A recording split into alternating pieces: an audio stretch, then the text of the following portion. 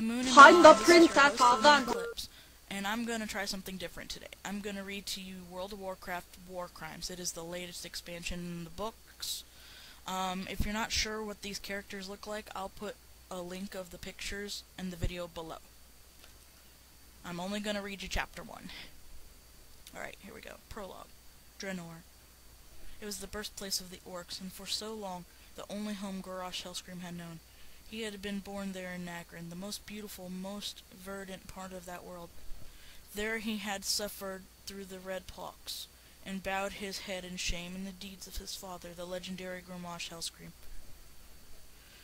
When Draenor had become tainted with demonic magic, Garrosh had blamed that legend. He had been ashamed to carry Hellscream blood until Thrall, ward chief of the Horde, had come and show Garrosh that although the elder Hellscream might have been the first to accept the curse, Rom had given his life to end it. Draenor. Garrosh had not returned since he left, full of heated fire of pride and a fierce love for the Azeroth Horde to defend his new home against the horrors of the Lich King, and now it would seem he was back. But this world was not as he remembered it last, pulsing with fuel urgencies, the wild creatures fewer and sickly. No, this was the world of his childhood. It was beautiful. For a moment Garrosh stood, his powerful body adorned with the same tattoos that had decorated his father's skin, stretching as he turned his face to the sun, his lungs inhaling the clean and sweet air. It was impossible, but it was so.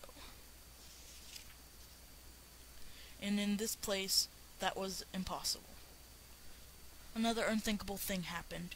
Before his very eyes, his father's image shimmered into shape out of nothing. Garrosh Hellscream was smiling, and his skin was brown. Garrosh gasped. For a moment, no war chief, no hero of the Horde, no valiant warrior, but a youth beholding a long-dead parent he had never thought to see again. "Father!" he cried as he fell to his knees, overwhelmed at his vision.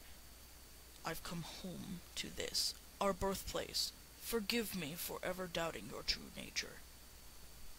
He had dropped onto his shoulder. Garrosh looked up into Grom's face, the words still tumbling from him.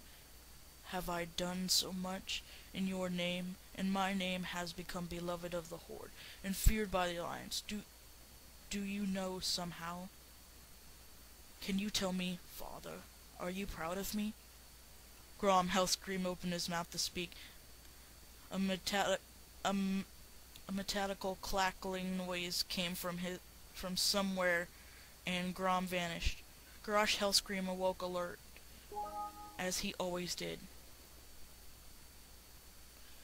"Good morning, Garrosh," came a pleasant voice. "Your breakfast is prepared for you. Please step back."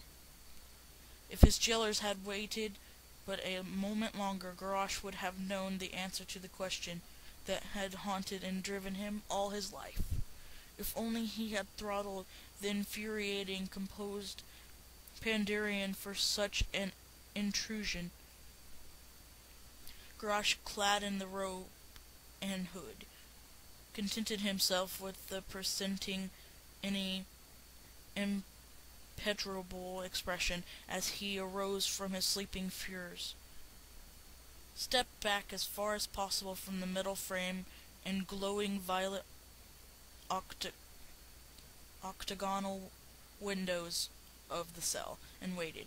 The mage wearing the long robe decorated with floral designs stepped forward and began an incantation. The glow faded from the windows. She moved back, and the other two Pandarians, identical twins, approached. One brother watched Garrosh closely, while the second slid a meal of tea and assorted buns through the opening level with the floor. As the guard rose, he motioned that Garrosh was free to take the tray. The orc did not do so. "When will my execution be?" Garrosh asked flatly. "Your fate is still being decided," one of the twins said. Garrosh waited to hurl the Garrosh wanted to hurl the food at the bars, or preferably lung faster and farther than anticipated, and crush his smirking tormentor's windpipes with a single massive hand before the little female could intervene. He had neither moving with calmness and control to the fuse and sat down.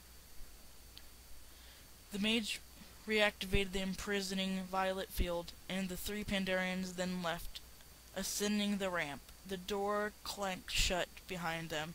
Your fate is still being decided. What in the name of ancestors did that mean? Okay, so that's what I got for the prologue. That's where I'm going to stop for now. If you'd like me to read more, please write down in the description below, or in the comments below, or like. Thank you. And you have a great day.